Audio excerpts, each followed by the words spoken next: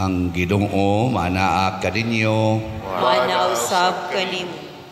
Pagbasa gikan sa santos nga ebanghelyo sumala ni Marcos.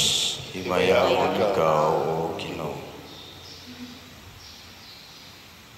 Usa ni ana kaadlawng igpapahulay nahiagi si Jesus ug ang iyang mga tinun-an sa kaumahan sa trigo. Samtang naglakaw sila, ang iyang mga tinun-an nangutlog mga uhay sa trigo. Busa ang mga Pariseo miingon kang Hesus, tan-awara supak sa atong balaod kining gibuhat sa imong mga tinun-an sa adlawng igpapahulay. Si Jesus mitubag, wala ba kamo makabasa sa gibuhat ni David sa dihang gigutom siya ug ang iyang mga kauban? Misulod siya sa balay sa Dios ug mikaon sa pan nga gihalad sa Dios. Kini nahitabo sa panahon nga si Abiatar mao ang pangulong pari. Sumala sa atong balaod, ang mga pari lamang maoy makakaon niining pan nga hinalad. Apan si David mikaon niini ug iya paganing gipakaon ang iyang mga kauban. Ug unya miingon si Jesus, ang adlawng igpapahulay gibuhat alang sa kaayuhan sa tao, apan wala buhata ang tao alang sa adlawng igpapahulay. Busa ang anak sa tao maoy magbuot sa angay buhaton bisan sa adlawng igpapahulay. Ang Ebanghelyo sa Ginoo. Dayon ikaw, O Kristo.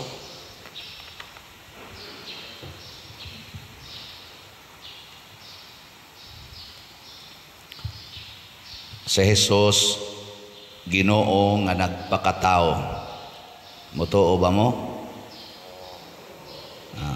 Ang Ginoo maoy gamhanan sa tanan, wa nay labaw niya. Matud pas unang pagbasa, wa nay labaw sa Ginoo. Muna kun manumpa ang Ginoo, gamito niya ang iyang kaugalingon. Kay wa na may labaw niya. Nabitang manumpa ta, di ba? Ang bata pa ta ba? Oh, kirig pa ko. Sa panang uban atong panumpa, naam ginoob, atong gamiton ba? Ingon ko na si Pope, ingon ko na si Bishop, ingon ko na si President, ingon ko na si Senador, kanang tagas og ranggo ba mo'y atong gamiton aron mutuog yun. Ang Ginoo ang iyang gigamit ang iyang kaugalingon. Nga karon si Kristo iyang gipakita nga labaw siya kaysa balaod dinhis kalibutan. Bisag unsa pay balaod sa kalibutan, mabalaod man sa civil or mabalaod man sa simbahan, labaw gyud si Kristo. Pwede niyang usbon ang balaod anytime. Muna usa sa balaod nga iyang giusab mao ang dili wa magin niya usba, pero unsaon ba paggamit ba? Unsaon paggamit ang balaod? Adlawng igpapahulay. Kining adlawng igpapahulay, balaan man kaayo ni sa mga Hudiyo, daghan kay silag mga rules. Apil na ang pagkaon, kay magpuasa man na sila panahon sa adlawng igpapahulay. Uy, ang mga tinun-an ni Jesus nangaon man, nanguha man kanang mga di man gani sila muani anang ilang mga tanom na nanguha man og mga bungas trigo ang mga tinun-an ni Jesus, iya ra man gipasagdan. Ni-react dayon ang mga magtutudlo sa balaod. Nagiklaro ni Jesus siya'y magbuot unsaon paggamit ang balaod. Kamo kusog ba mo mutuman sa balaod o musupak? Tubag. Kinsa dinhi nga di gyud mo supak og balaod ta sa kabot. Na mga iyawan on gyud mo. Ang ato kita ba? Ang ato supak is balaod, maningkamot kita og naay balaod ingon ani mangita din tag unsay balaod sad nga atong masupak or kanus ata dili masakpan. Ngita gid ta na. Ang nindot di ay di gid ta mosupak. Nya unsa may sukdanan aron dili gid ta makasupak? Unsaon man? Unsaon ato pagsiguro nga wa gid ta mosupak sa balaod? Sige, ako mong tudluan. Kay mausa na gibuhat ni Kristo. Ang balaod gamiton gyud sa kaayuhan sa atong isig katao.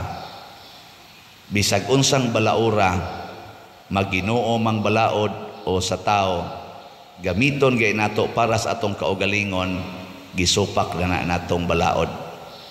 Kay ang balaod gihimo para gyud sa kaayuhan sa atong isig katao. Para gud nang traffic rules. Kanang traffic ba? Kung sabi balaod ana, nahanglan o green gani imong suga, aladagan, puwa gani, honong. Ngano man, kay sila nasad maoy moagi. Ana, kinahanglan muda kag sakyanan, balaod sad na nga avoid reckless driving. Kanabang pataka lag lusot-lusot ba ngano man, kay daghan unya ang ma-disgrasya. Kana kung magdaan ng motor, naay mga magdaan ng motor, mga garaon kay tanan, mang-overtake yun. Magsige pagsirbato kay muari gyud sa pikas lane, musugat gyud sa lane. Nya ini ka disgrasya, matraffic, ama ginikanan, makabuang og tambal or magkabuang og lubong. Ano pating patay kay mangsupak magbalaod para ginas kaayuhan sa uban. Sama nang ato sang balaod sa simbahan kanang works of mercy, pakan-a ang gigutom sa tong usa, paimna ang giuhaw, bistihi ang way ang hubo, pasudlas inyong balay ang way balay, at sa to atiman na ang mga masakiton, duawa ang mga binilanggo. Di ba? Pulos gyud para sa mga nanginahanglan, para gid sa uban. Ana. Pero kung ang balaod para nagis kaugalingon, moingon gani ka, ako'y atiman na kay gigutom ko. Patay ka diya. Mag-away na ta, moingon sa tungo sa, unya ako gigutom mas ako. Okay, kinsa man rin mo atiman ninyo. Isa ako, wa man ko'y balay. Himo ikog balay. Misa, unya ako, kani akong balay. Arang-arang pag inang imo, kaning ako. Ana, kinsa man rin mag-una. Mag-away na ta, no? Mao na nang nanagubat karon. Kay nga naman isig sila ginamitay sa balaod para sa ilang kaugalingon. Ako guning pudir, ako guni ana nya nganong isuod man ka diri. Siya okay ra man na kay dako pa man sa imong lugar. Anong dig ako nang gamiton agianan ako. Siya ako man yuta. Ang balaod iyang gi-apply sa iyang kaugalingon. Ang katusang usa mo apply mo sa iyang kaugalingon sa balaod nga tagai og right o buhi ang imong silingan. Nagbangi na, nagkinihaay, nagbinungulay, guba ng relasyon. No? Nilingi ay mong tupad. Ing na, magguba inyong relasyon. Kana bang ang balaod, bagamiton ni mo sa imong kaugalingon, patay ka diya. Kanang balaod sa gugma, sa Ginoo magina. Moingon ang asawa, higugma ako ha. Ingno niya iyang bana ba, higugma ako, bantay mo, higugma ka ng imong kabit. Ako gay higugma. Mingon sang bana, unya ako, di sa kunin mo higugmaon, magsigi na lang kong higugma nimo, di sa kunin mo sabton. Anha na diyang away. Pero ayuhag apply ang balaod para sa kaayuhan sa uban. Hastang linawa. Moingon tong imong silingan nga, ako ning gamiton diri noy ha, kay akong agianan, di man masud akong multicab, gamay ra man kay ni, pun-ana kog mga 1 meter, okay ra, kay Jesus, okay ra kayo Siya, imo ra ba ning yuta? Siya, gamita lang na kay, anang ako, masanang pagtugot. Di, mag-away mo, dili. Uy, kusog pa kay itong mutabang ni mo, kusog kay itong muatiman ni mo, ipasa pa itong istorya nga to sa sunod niya mga anak.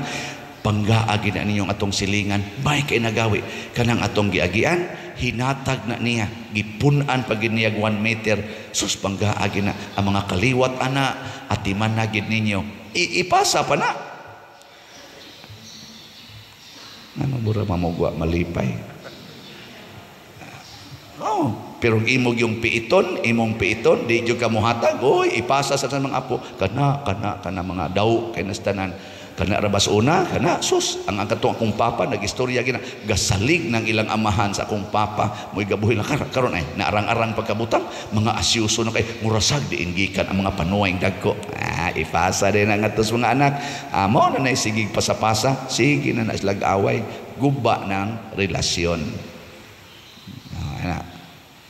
Mao na diri sa atong unang pagbasa, niingon gyud ang Ginoo pinaagi sa sulat ngadto sa mga Hebreo, ang Dios makiangayon, dili siya malimot sa inyong nabuhat o sa paghigugma nga inyong gipakita kaniya diha sa inyong pagtabang o pagpadayon pagtabang sa inyong isig ka Kristiyano or isig ka magtotoo or sa inyong isig ka tao. Di gyud kuno malimot ang Ginoo ana. Muna ka nang sigig pamalit na tog slots dinhi. Di gyud malimot ang Ginoo ninyo. Ako makalimot ko ninyo. Pero ang Ginoo di gyud malimot. Muna palit pa more. Di man mo mukatawa basta palit na gani. Di lang sa ka-report nyo, ugma na lang ko mo update kayo, pa man na ito mabasa, pero nahalin-halina na kita Salamat ninyo ha. Wag gitawon malipay. Klaro kayo nga wag gid mo mamalit siguro no. O na mamalit ta og slots. Na karon testingan karon nato be. Kinsa dinhi ang mosaad nga sugod karon Father ang balaod ako na jong gamiton para sa akong isig katao. Ta sa kamot. Sige. Akan na wa mo isa, impierno na gina siguro. Bantay mo diha. Pagahi gimos niyong ulo, patay mo diha. Si Kristo ay gigamit niya ang balaod sa gugma para gisiyang isig katao. Unsa may iyang sugo, ingon siya, hastang kaaway ha, higugmaa. Mo na iyang ipakita nga ang nagpatay niya, ang nagkulata niya, iyang gihigugma. Kita kusog magkita mo ana-ana ni Santo Niño, ana pinangga kay nato si Santo Niño kay bata man, pero ni abot na gani diri moingon na si Jesus, higugma inyong kaaway, bulahan mo kumpatyon mo sa inyong kaaway. Moingon ta di madawi, ari na lang ko sa bata, ari lang ko diri magsikap-hikap. Usahay sad maglunggob sa tang Nazareno. Nazareno ba? Mao man ang gipatay nga Kristo. Unsa man sa ilang tuyo aron maayo sa ilang sakit na nangayabag na. Muhikap kang Nazareno aron kamaosag kang magpakamatay para sa imong isig katao. Uy sus, manag-ilog naman og hikap din amanoon magpauna ako magiuna yatak-yatak ka na malanggani usahay ang iyang isig katao para lang makahikap didto. Sakto pa na dili. Nya karon kon pananglitan ang nanginahanglan og tabang mao ang kabit sa imong bana. Unsa man gamiton nimo ang works of mercy, pakanon nimo gigotom kun ang gigotom kabit sa imong bana, gada pagid sa ilang anak. Nga ang imong bana ni trabaho ngadto sa abroad, nga ni dool dayon nimo, dai wa na jud koy kwarta, anak ba ni sa imong bana, ako laging ipa-ospital day kay wa na jud kwarta gyud, nya wa pamalit gatas, anak tambal. Unsa man mo kuan ka, tabang ka, kada lagi ay mong tapad nya ina anak tabang ka, okay matan na inko di ko mauna na ang saa diris Ginoo, kinahanglan yung dili mo mutapol, padayon gyud mo hangtod sa katapusan aron makadawat mo sa gisaad niyang panalangin. Kay matud pastubag nato sa Salmo niingon diri ang Ginoo mahinumdom sa iyang kasabutan sa kanunay. Unsa may sabot si Ginoo? Kung maghatag mo tabang sa inyong isig katao, ako mong panalanginan. Kung inyo ganing isalikway ang nanginhanglan, ako sad mong isalikway. Muna, padayon gyud hangtod sa katapusan sama ni Abraham. Hangtod siya namatay, sige ra gid siya tabang sa iyang isig katao. Mautong nadawat niya ang saad sa Ginoo. Bisag dugay ni abot nga makaanak siya, nakaanak yun.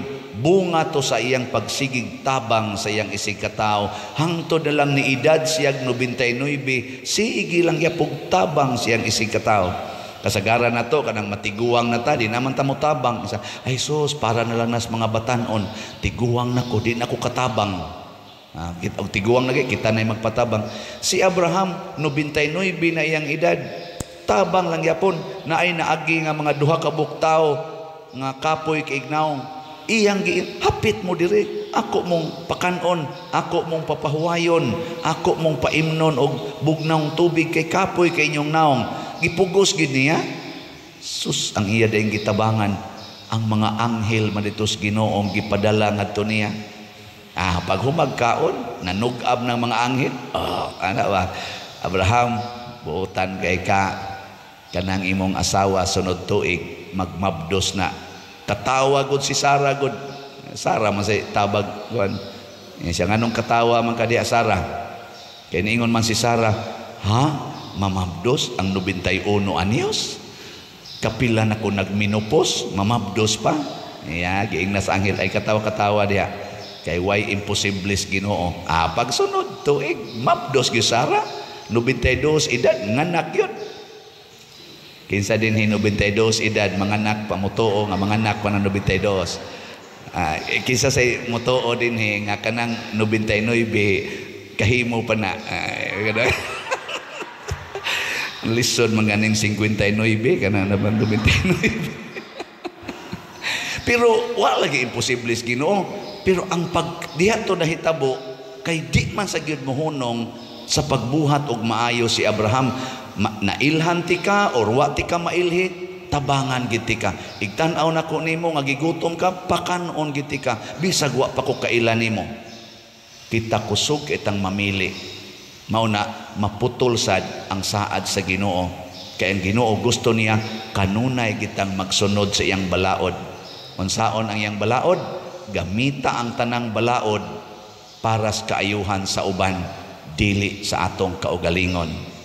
Muna kining atong pagbaligyag slat, balaod ni aron itabang nimo ang imong kwarta para sa Kristohanong katilingban. Na siya, yang mutuman ka ni, tagaan dahil kag divine unity, prosperity, and satisfaction. Muna atong dopes.